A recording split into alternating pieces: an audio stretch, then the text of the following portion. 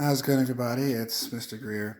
So today, I showed you a video earlier today about dividing whole numbers. Hold on, let me make sure I got it right because I'm old and confused. Dividing decimals by whole numbers. And today what we're going to do is divide decimals by decimals. So you already know the primary way of, the basics of division, how to divide.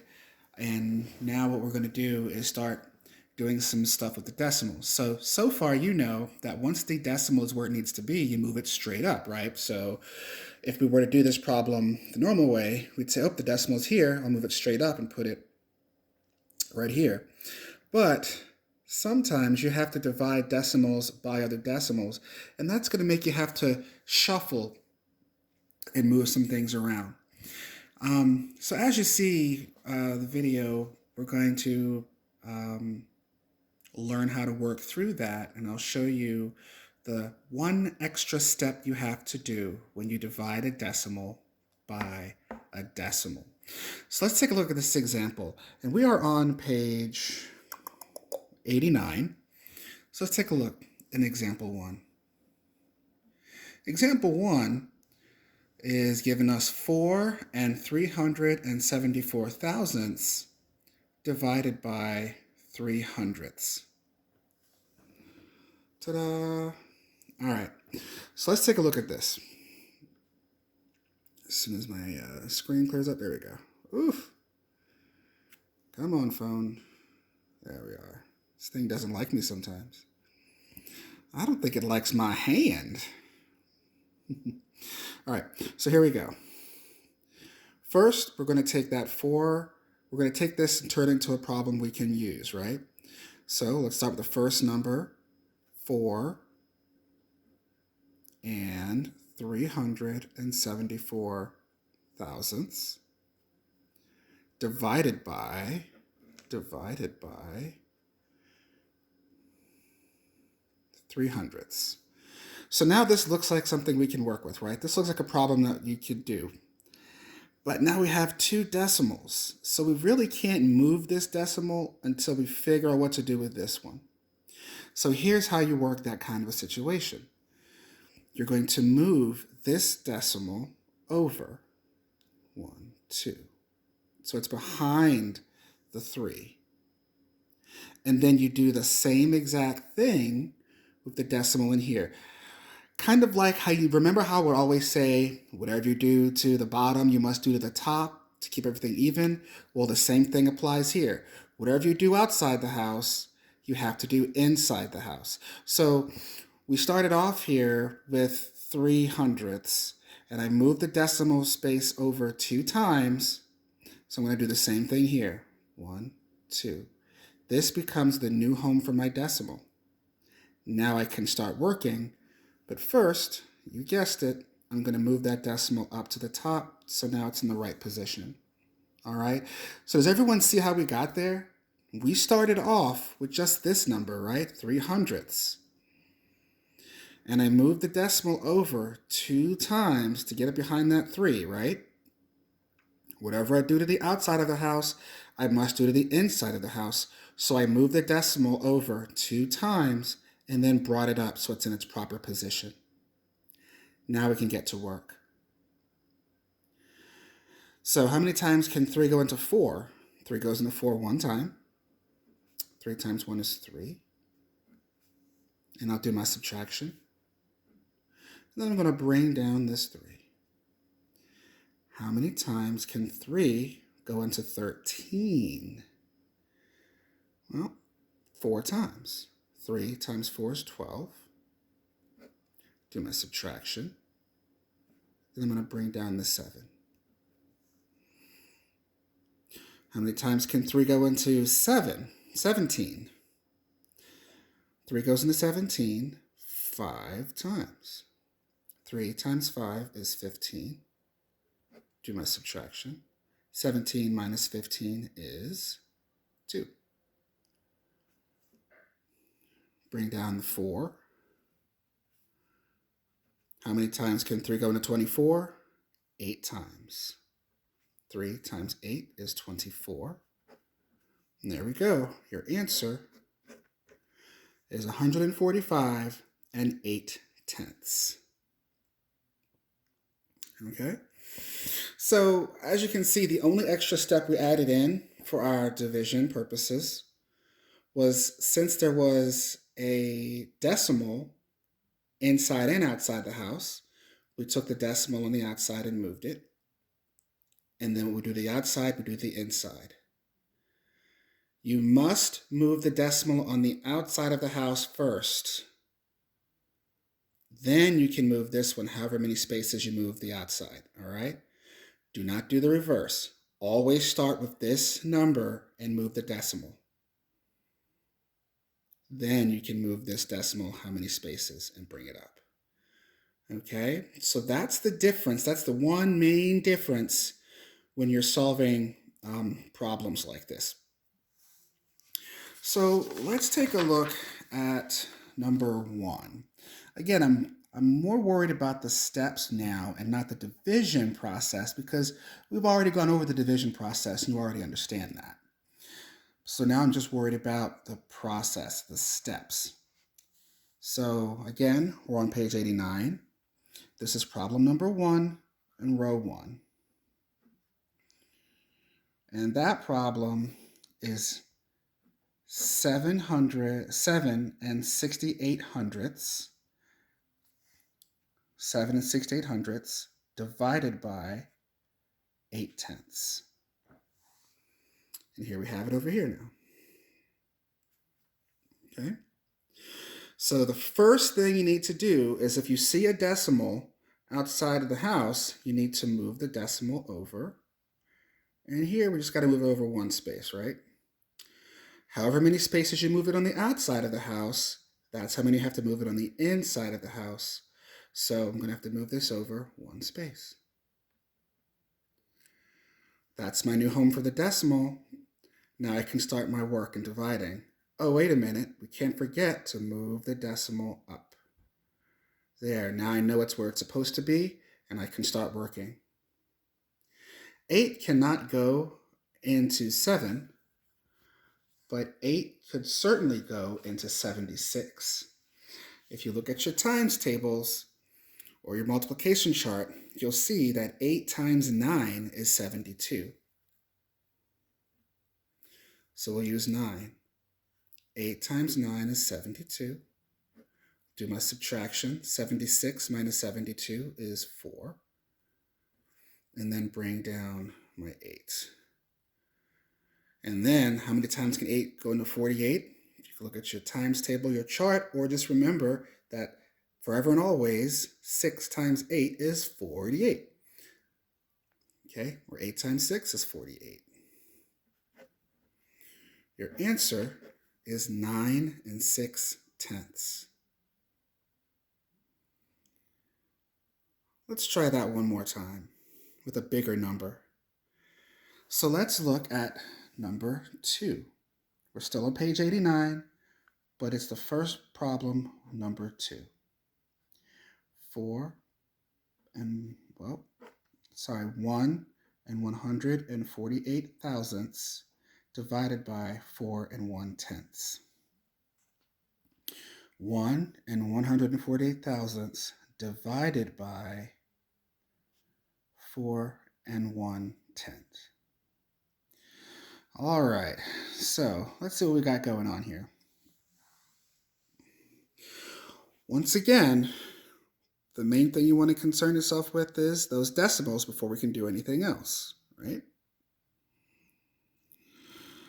And do we have a decimal outside the house? We sure do, so let's move that first.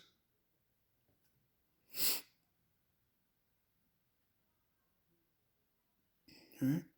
And however many times I move it outside of the house is the same amount I move it on the inside. So I moved it once here, I'm going to move it once here. Then I can bring my decimal up. That looks bad, but I moved the decimal up so it's in between the 1 and the 4. All right, so now let's take a look at what we have here. We have we have 11 and 48 hundredths now divided by 41, right? So can 41 go into 1? No. Can 41 go into 11? No. And if you want, you could put a 0 right here. Make yourself feel better, right? Can 41 go into 114? I'm pretty sure it can. So we're going to take a look at our handy dandy calculators, right? And I'm thinking, let's try 41 times 3. See what happens. That's 123. It's a little too big. Let's try 41 times 2 then. That's 82. That should work. So let's give it a shot. So 41 times 2 is 82. And I'll do my subtraction. 4 minus 2 is 2. And 11 minus 8 is 3. And then I'm going to go ahead and bring down this final 8. So, how many times can 41 go into 328? Well, 44's table 4. That might be too much. Maybe it's not. Let's try 41 times 7 and see what we get. That's 287. We could go higher than that. Let's try 41 times 8. That is 328. Oh, look, that's what we're looking for. So 41 times 8 is 328. Your answer is 28 hundredths. So that is how you solve when you have dividing decimals by decimals. It's just that one extra step. And even in the example, they went outside the house first and moved it. And then however many spaces you move it outside the house, you move it inside the house. Bring up your decimal and do your division, and you'll get your answer. All right, so now you could actually finish off page 89. Remember, no matter how big the numbers are, the steps stay the same. We had 41 as our new number once we finished moving all this stuff around, right? Just grab your calculator, test out what works, and you'll be able to find the answers to the problems. The next thing we're going to discuss is, well, I'll tell you in 2 shakes of a lamb's tail. Through the magic of my horrible editing skills, 2 shakes of a lamb's tail ended up being, what, a half fraction of a second. But anyway, we're back here, and now I'm on page 91, because now we're going to be dividing whole numbers by decimals. The trick here now is, if you look, remember when you have decimals outside the house, you have to deal with those first, right? And however many spaces you move it on the outside of the house, you move it inside the house. I don't know if you guys remember this, but a long time ago I said that a whole number, it can always be assumed that there is a decimal right behind it.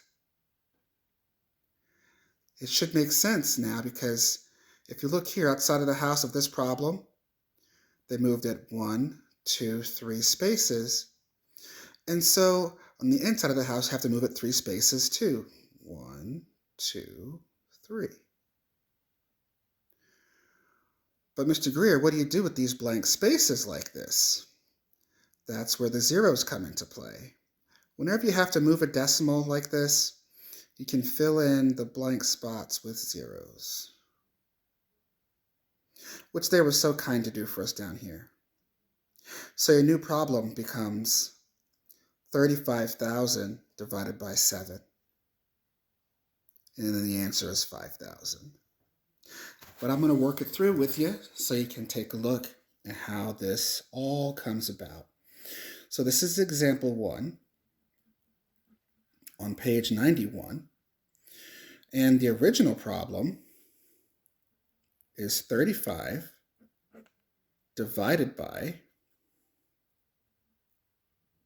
7 thousandths. See? Okay, so we're dividing. There's a decimal on the outside of the house, so we need to go ahead and move that decimal over. So we're going to move it 1, 2, 3 times. However many times we move it outside of the house, we do the same thing inside the house. But we don't see a decimal here. What we have is a whole number. When you see a whole number, you can put the decimal right behind it. It still means 35, okay? But now there's a decimal there. And now I can move this decimal 1, 2, 3 times because I moved it 3 times over here. And these blank spaces get filled in with zeros. All right, now to keep the steps the same, we're going to put that decimal up top here where it belongs. Okay, now we can do the problem. 7 can't go into 3, but 7 can go into 35 5 times. 7 times 5 is 35. Okay, do my subtraction. And then you can bring down your zeros if you wanted to, right? But you know that anything times 0 is 0. So 7 goes into 0 0 times, 7 goes into 0 0 times, 7 goes into 0 0 times. Your answer is 5,000. Let's take a look at problem number 1. Still on page 91. This is problem 1 on row 1. And that is 28 divided by 4/10. 28 divided by 4/10. Okay? Come on, phone, work with me. All right, so now again, we're going to look and say, well, outside the house, there is a decimal. I'm going to have to move it over. I'll move it over 1 time, right? However many times you move it on the outside of the house is the same times you move it on the inside of the house. But there's no decimal, right? Of course there is. We could put it right there. It still is 28, right?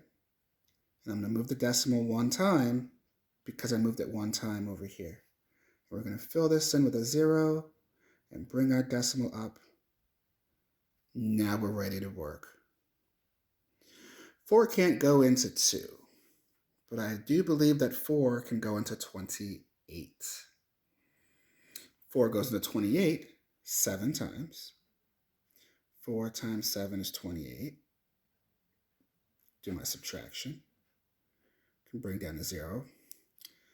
And 4 can go into 0 0 times. Your answer is 70. All right. So that was interesting. Let's go to row 2. But I don't want to do this one because I think you guys could do that one easily. I want to do this bad boy right here. So number 2, row 2, second one over. 1, 2, 3. It's 4 divided by 5 10,000s, right? 10, 100,000, 10,000. Okay, can we do this? Let's find out.